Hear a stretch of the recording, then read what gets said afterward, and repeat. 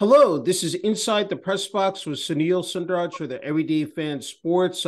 This morning, I'm happy to be speaking with Billy Horn, the manager of the Charleston Dirty Birds baseball team that plays in the Atlantic League of Professional Baseball.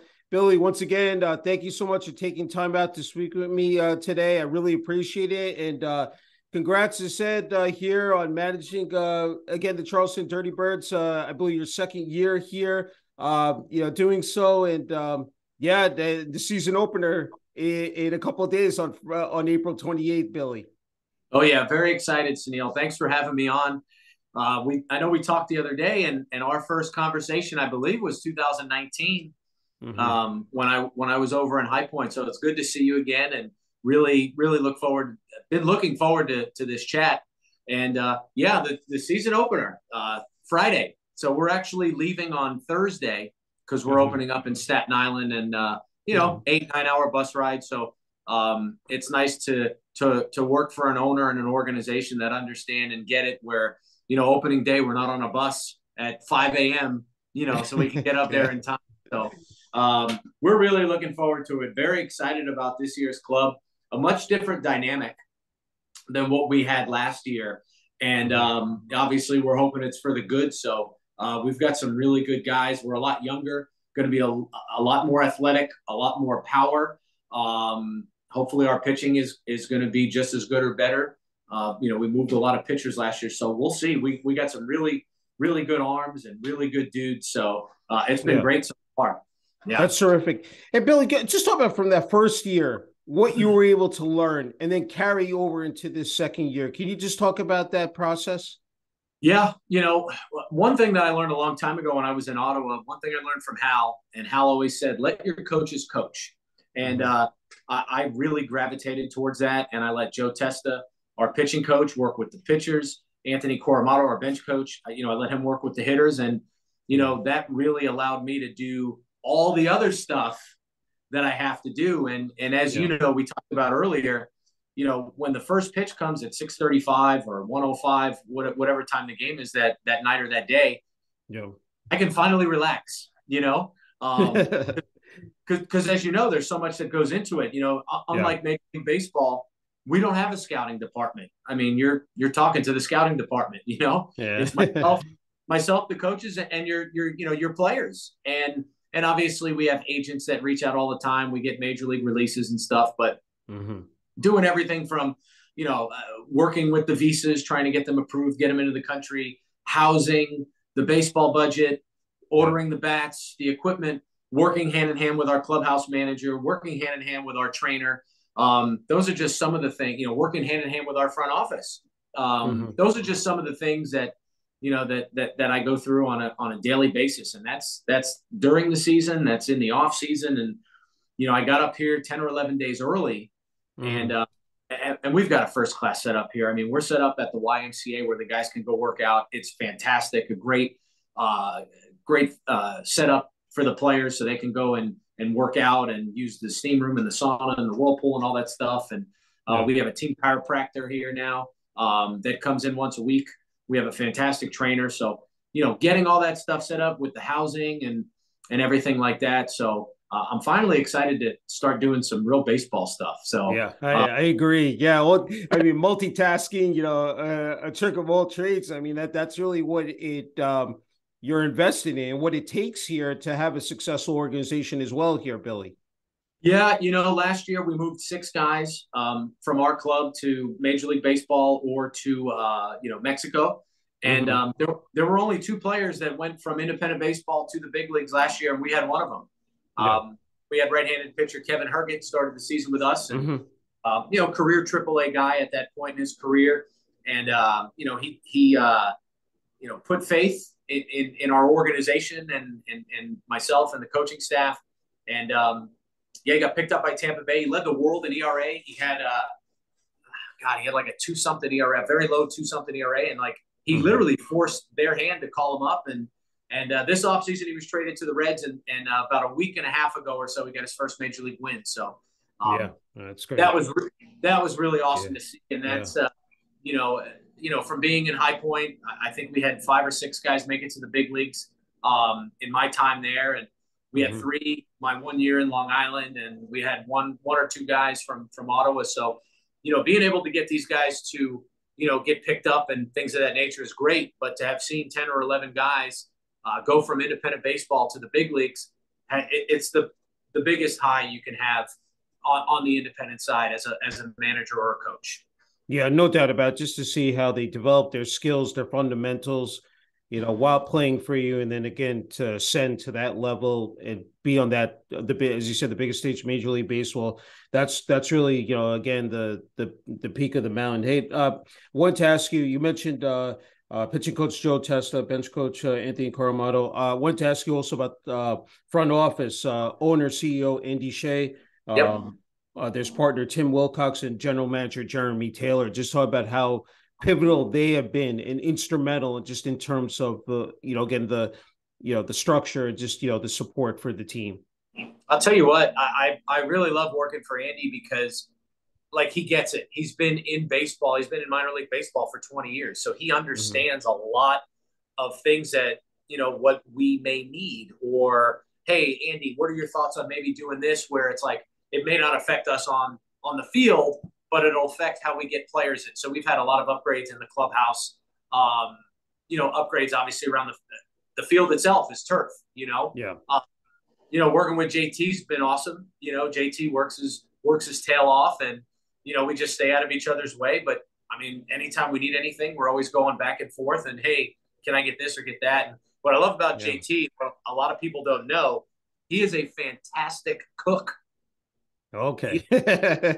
He's already cooked for the team twice during spring training. So so that's one of his little hidden talents. But everybody else in the front office, they're all multitaskers themselves, because you see they do their own job, whatever they have to do, but then you see them cleaning up the stadium or helping with ops or whatever the case may be. So it's been really good. And for my perspective, and the last time we spoke, 4 years ago, whatever it was, I was really gung-ho on trying to, go the affiliated route and get up to the big leagues. And, my mindset has kind of changed a little bit, where, ultimately would I love to coach or manage in the big leagues? Yeah, of course, it's everybody's dream, but I got it really good here. I mean, I got it really good. Andy stays, he lets me do whatever I want with the roster, which is great.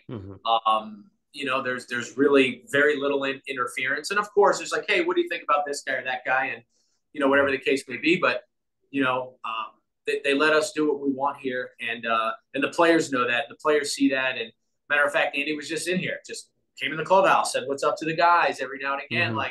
Guys like to see that. They want to know that they're a name and not just a number. So it's been great so far. Obviously, we didn't have the best year last year from our overall record, but the attendance was up last year. Merchandise sales were up. So little things like that I also have a little bit of a hand in. It all adds up to everything. But at the end of the day, we want to win, and we got a really good club coming in to start this year. And, we're hoping we get off on the right foot, and we just see what happens from there. Yeah, it's terrific to hear. Hey, before we came on there, Billy, we're talking about that. You're repping, the merchandise, the hat, the sweatshirt, and it pops. I mean, I love that. I mean, I think, for the players and, for the coaches, and then you have the fans in the stands, when, they take that field, they wear that, with, definitely a lot of pride. I'm wondering what the message is, for the team every time they take that field, said again, wearing that jersey, Billy. Well, there's two things that come to mind. First thing is our last Saturday home game last year, we were out of the playoffs, and, it's college football season, NFL season time. And we had 5,300 people in the stands. Our last Saturday night game of the year. I mean, it was electric. It was a playoff-like atmosphere, which was cool. But, the main important thing is when we're putting together the team, the most important thing to do is I call it the rule of three. So basically, let's say you're an agent, you reach out, hey, I got a guy for you. And if I don't know who the guy is, obviously I'll go to my coaching staff or any of the players. And if we don't know who that guy is, how he is off the field and in the clubhouse, we'll reach out to at least three people, whether it's a former manager, former teammate. I like to reach out to the former clubby, a trainer, maybe someone in the front office, because players are always going to be nice to the manager, right? I mean, they're always going to be nice to the coaches, but you really want to find out what kind of guy you're getting. Who are they behind closed doors? Who are they in the community? And, last year and even more so, I think this year, we've got a very special group of guys that are really good. I mean, we've got 8 big leaguers, 8 guys that played in the big leagues, a couple of them as recently as last year. And like, you would never know it. Just super humble, great dudes. We've had a couple of exhibition games here, and they're interacting with the fans and doing interviews, and it's a really good group. And like I said, when the bell rings on Friday night, we'll see how special we become. And, and obviously that comes from, doing the little things right. We've been really harping and honing in on fundamentals during spring training. Base running is a big thing for me. You watch a lot of major league games. Base running may be, kind of a little bit of a lost art, but we're trying to remind these guys, to be heads up on the base pass, be aggressive, going from first to third or second to home with less than 2 outs. We've been doing a lot of defensive work, cuts, relays, bunt defenses, and things of that nature. So, you know me, but for the audience, I'm very much an old school kind of guy, old school baseball, where, the meat of the order, those guys, we're going to let them hit, the back end of the order. If they're struggling, we may drop down a bunt or something like that, or put some runners in motion, things of that nature. And, obviously trying to produce as many runs as possible. And, on the pitching side, I know we did a really good job bringing in the right guys, because all the guys that we have on our roster right now, from a statistical standpoint, they all have very low career walk totals. And the old saying, you can't defend a walk. So, if these guys pitch true to form and the way they have, historically in their careers, I think we're gonna be all right. When the season starts on Friday. Yeah, I think that, small ball, the fine, minute details really add up, as I said, during the course of a season. And if you can, again, be on that level and be able to exceed that and meet those expectations, you definitely have a winning formula. So that really, again, is critical, Billy. Yeah, we just have to execute. There's really, once the first pitch is thrown, there's really not much we can do. Obviously the most important job that I have during the game is managing the bullpen and monitoring the up and downs, monitoring how many times they get hot. For me, a guy gets hot, he's going in the game. I try, when a guy gets a little bit of trouble, my philosophy, let's see if he can get us out of that. They're his numbers, they're his statistics. And you also want to see what your pitcher has in the tank. So, with that, then that creates as many clean innings as possible for your bullpen. So, managing the bullpen during the game, like I said, that's number one. And then obviously, we're going to utilize our roster, pinch running or, defensive replacements or whatever. But at the end of the day, 100% of it, during the game, it's on the guys. They have to perform, and we're very confident.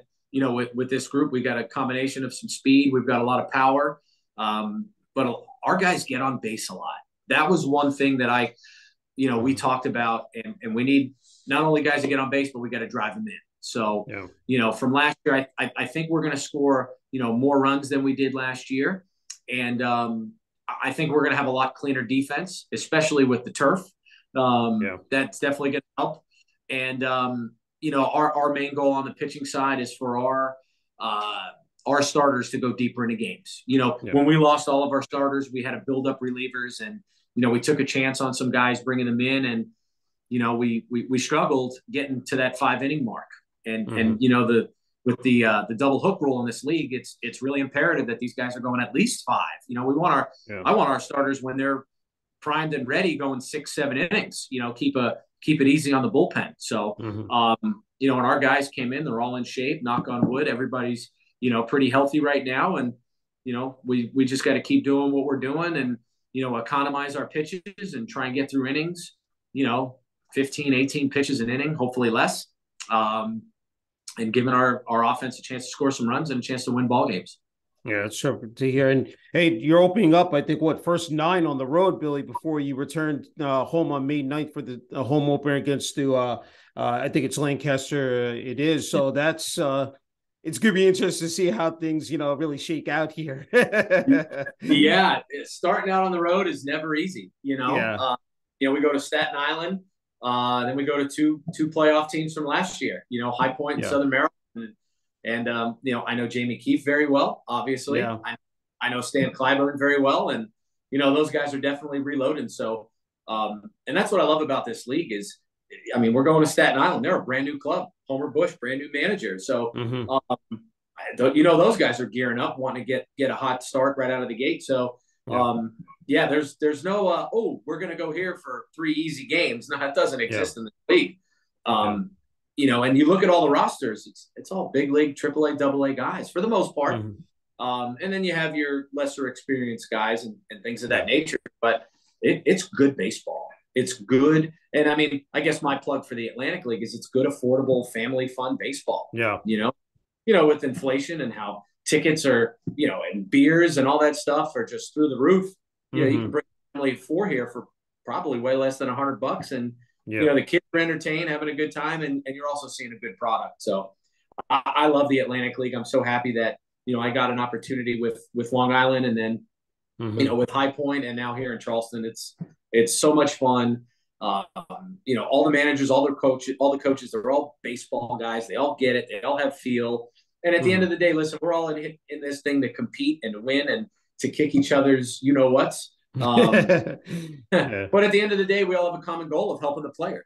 Helping the player, go from here to affiliated ball and up to the big leagues, or you got guys that play in the big leagues or a little bit older, and guys that are just hanging on to play so they can continue to play winter ball. So at the end of the day, we're here for the guys, and again, every day we get an opportunity to put on a uniform and compete and try and win. Yeah, no, definitely. Hey, I wanted to ask you, you talked about the home crowd, Appalachian Power Park, just the stadium itself, as you said last year, over 5,000 people, 5,300. Just talk about the energy from the home crowd, the community, coming out to support the team. Again, Billy, how, important that is, for this organization. It's huge. Again, Charleston, West Virginia, we are the only professional sports team in the state. So we're kind of the only attraction. And then during the summer, there's football, college football. There's no college baseball or anything like that, or college basketball. So we're the ticket to town. And, we just had a couple of scrimmage games with the Savannah Bananas 2 nights in a row, and we had over 5,000 fans each night. So I know it was the Bananas event, but it was a great opportunity for our fans to really get to know and mingle with our guys. But I tell you, the buzz has been phenomenal. And again, our front office, our ownership group, our social media team, they do a hell of a job promoting, the Dirty Birds, and it's Gomart Ballpark now. We just okay. Yeah, I saw that online. I did. I should have put that in. Said okay. All right.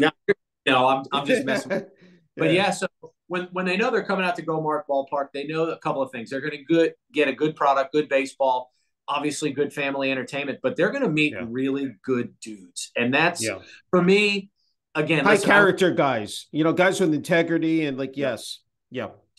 And I've been very, very, very, very fortunate the last 10 years. Haven't had many major issues. Haven't had any, oh my God, we got to get this guy out of here because of this or that. And that happens, but man, I'd say 98% of the players that I've had the privilege of managing and coaching have been just A+ human beings. Our guys signing autographs before and after games, taking pictures with kids and stuff, going to community events, going to the schools, the hospitals and all that. It's really, really cool. So to have that combination of really good ball players and really good dudes, it makes your job as a manager that much easier to promote them to a major league organization, And again, I don't know how many guys over the last 10 years we've had signed where I've been. It's 60, 70, 80 guys. But it's so easy when you say, hey, Detroit Tigers, or hey, New York Yankees, hey, look at John Smith. The first question is, we know he can play. How is he in the clubhouse? How is he off the field? And I've been very fortunate where it's just great dude, awesome. Everybody loves him. Quiet guy, works hard, very humble. And everybody's got their personalities. But it's just always been great dude, great dude, great dude. And there have been times where I've been like, hey, I know you're interested. Hey, I'd love for you to get him. And then they ask, hey, what is he like? Well, just be mindful of this or that. I mean, you got to be honest. So that's true. For any players that are listening, you got to be a great teammate. And managers and coaches aren't going to lie for you. I mean, maybe some will, but I won't. That's for sure, because then my name and my reputation, if I sell you a batch of goods and they say this is the best kid in the world, and he gets there and he's just, he's just a douche. He's just the worst person. That comes right back on myself or any manager or coach that made that false recommendation. So be a good teammate. That's it's sound advice. Hey, just a couple more left for you, Billy. I wanted to ask, I know this is an important initiative for you, and you're still doing this, creator and founder of Meet a Prospect. I wanted to ask you about that. I mean, I think it's just, again, outstanding what you're doing just in terms of that network for high school, collegiate, and professional athletes. I said you put it out there. It's assisted well over 300 baseball players receiving baseball contracts. Talk about, again, I mean, that's something that you have really prided yourself on and really paying it forward.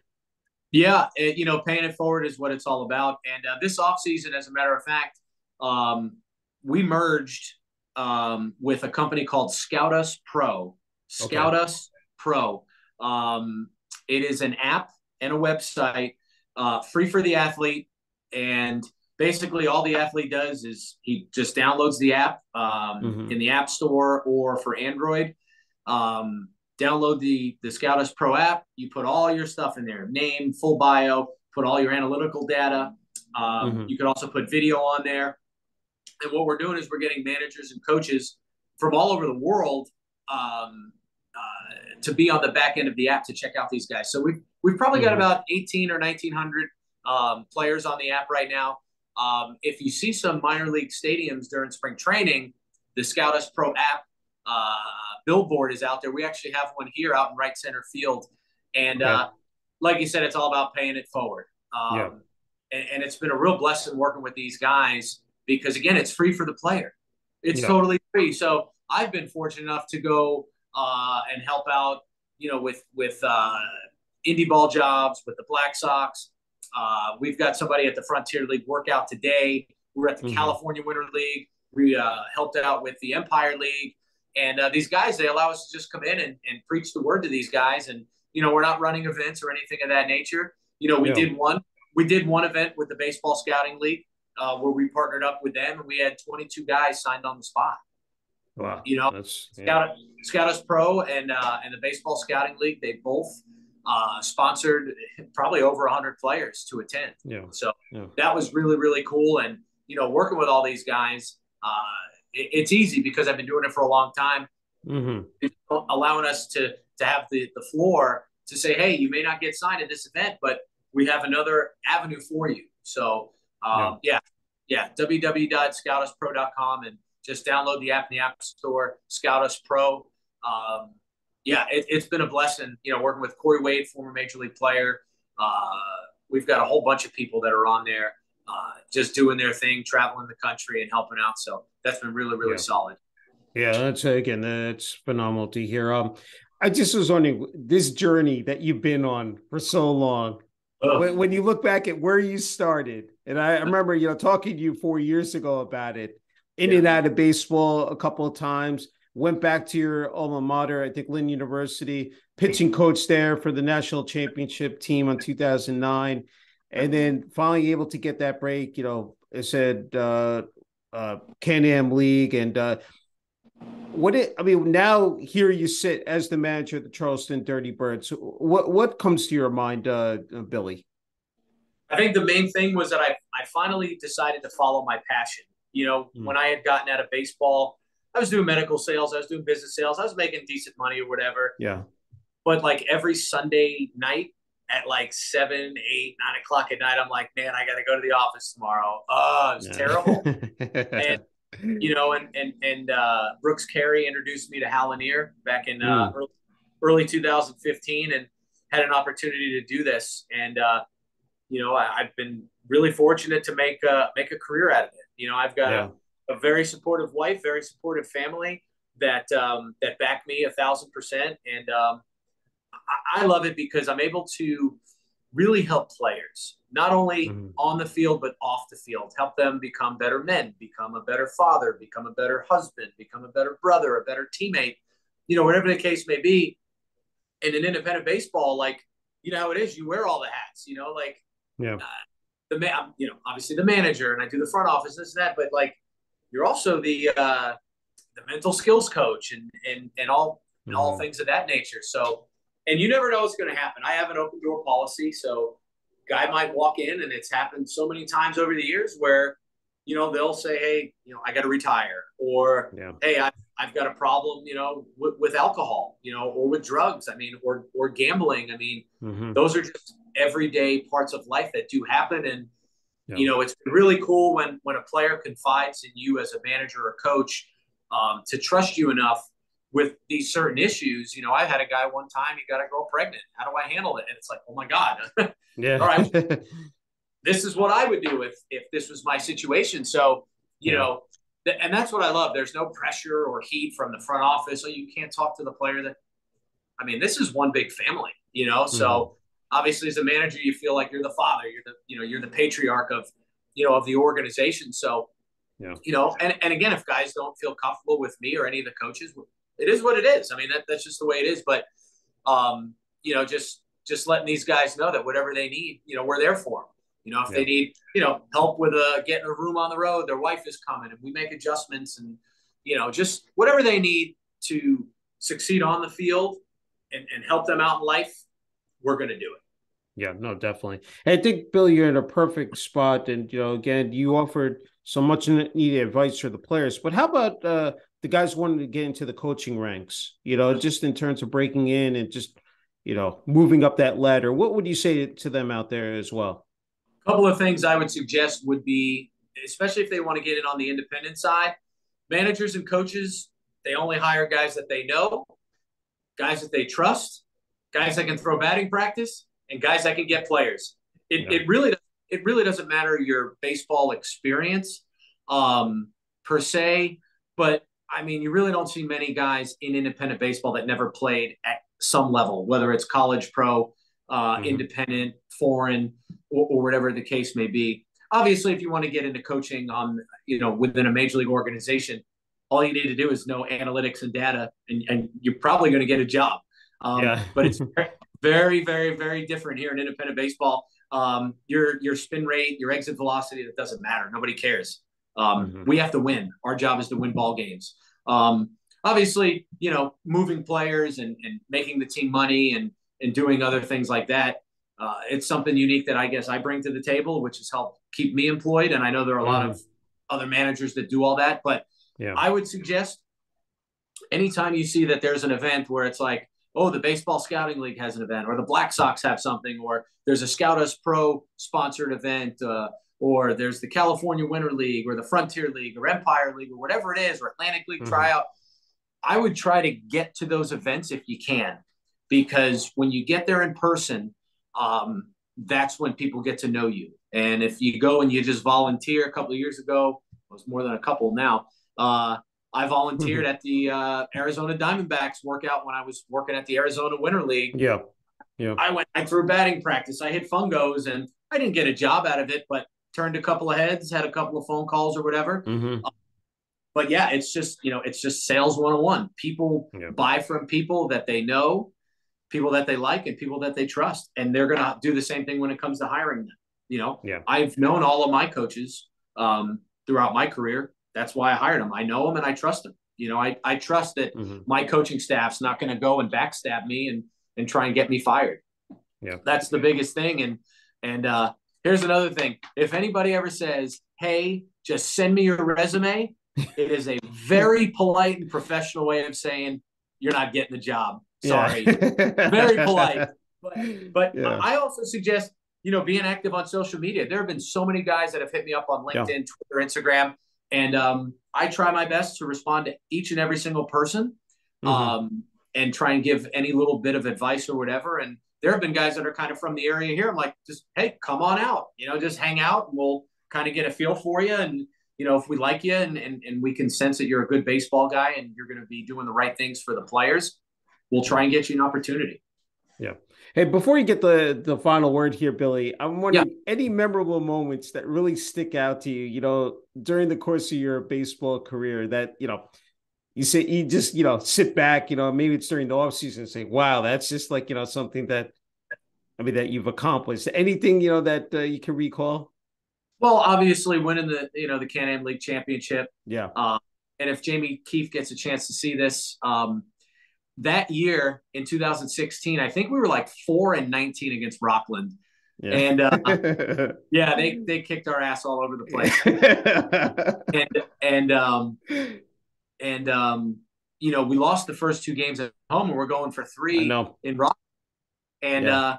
it was kind of a little bumming, but I remember the bus ride. I remember on the bus ride, and everyone was just like, "Don't let us win game three. Don't let us win game three." And we knew we had Austin Chrisman coming in for game 5 on short rest. Mm-hmm. If we had gotten there. But the coolest thing, one of the coolest moments I've ever seen on a field was after we won the championship, both teams shook hands. And that was the respect that each team had for each other. And that was the respect of Jamie and their team showing to Hal, as just a legend in baseball. That was a really cool moment. And then every single time that I've been in the office, whether as a pitching coach, bench coach, or manager, when you bring in a guy in, perfect example, when I was in Normal and we had 3 guys picked up during the season and 1 after, and I try to get creative. And I brought a guy in and I says, hey, how you doing? How's everything? How's your family? I said, hey, I just want to let you know you can't pitch here anymore. And this is Matt Portland, a kid that I actually coached in a college summer league years before. And he's like, what do you mean? I said, you can't pitch for the Corn Belters anymore. You got to go. And he's like, and he had worked hard returning from an injury. And he's like, no. He's like, stop.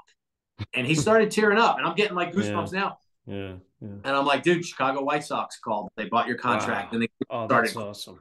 Yeah. Little things like that. We had Ryan Lawler. Ryan Lawler was with us last year, but I also had him that same year. And if you know anything about Normal, the stadium there, they have the big cornfields, and you got to go down the hill. And we were working this deal the whole time with the Cubs for Ryan Lawler back in 2018, and we got the deal done. And it was like when pitchers were working out, it was like 2:00 in the afternoon, and I went out there and I'm like, "Whoa, hey guys, hey Ryan Lawler, stop throwing! You can't throw here. What? Whoa! You're no longer an employee." And nobody knew. He's like, what the hell's going on? I'm like, dude, you don't pitch for us.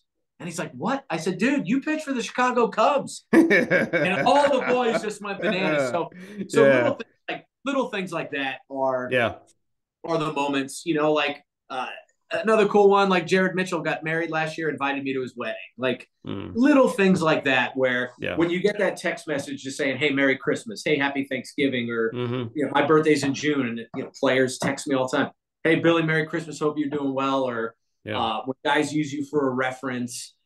Chris Iriart, another one of my former players, got picked up a couple of years later, applied to be a cop. And they used me as a reference. And funny story, I was actually heading out to California, and I saw a California number calling me. I'm like, it's probably one of my buddies. And it was, the Irvine Police Department. I'm like, oh my God. And they said, hey, we're, Chris Iriart, he used you as a reference.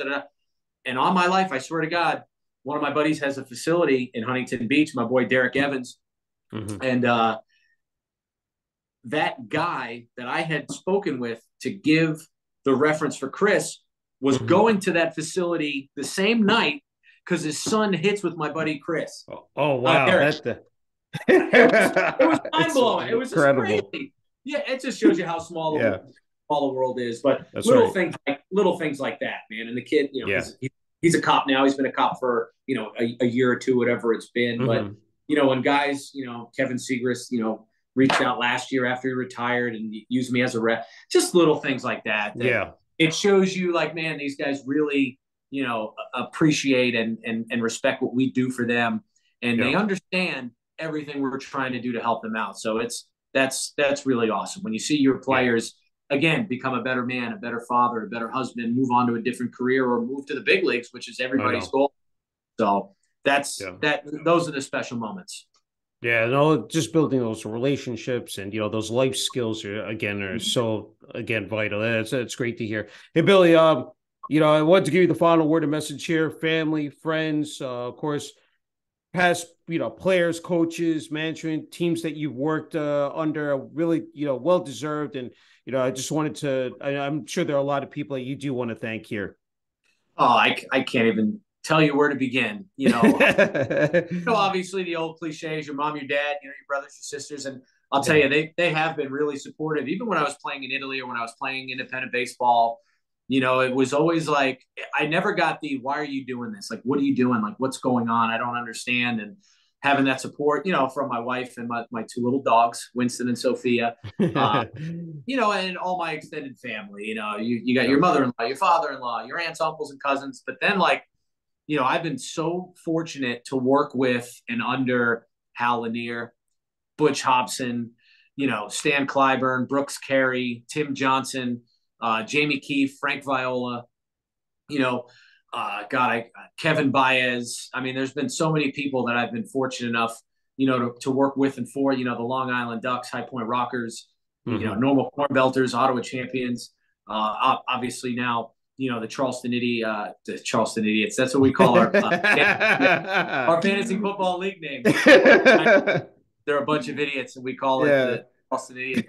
But, the Charleston Dirty Birds organization has been nothing but fantastic to myself and my family. And the players.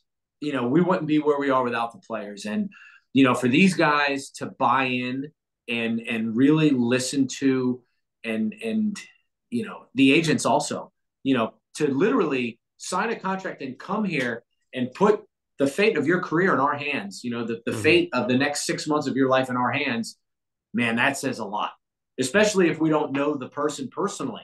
Everything is kind of done, via phone call or maybe a Zoom or something like that, or a FaceTime. But, for guys to put their careers in our hands, man, that's really special. Yeah. No, definitely. Really special. Hey, Billy, an absolute true honor and privilege being able to speak with the interview, to come back here 4 years later and be able to do this on Zoom. That's how much, the technology is advanced. But, I said, congrats on your success, especially here as the manager of the Charleston Dirty Birds, and wishing you the rest of the team. I said all the best in the regular season opener. Friday, April 28th, excuse me, at Staten Island, and of course with the home opener on May 9th versus Lancaster. And can't wait to see what you guys do here in the 2023 season.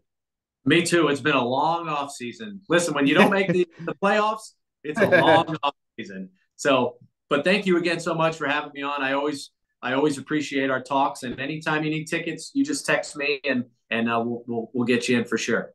Thank you so much. Thank you. God bless. Thank you guys for tuning in. Thanks.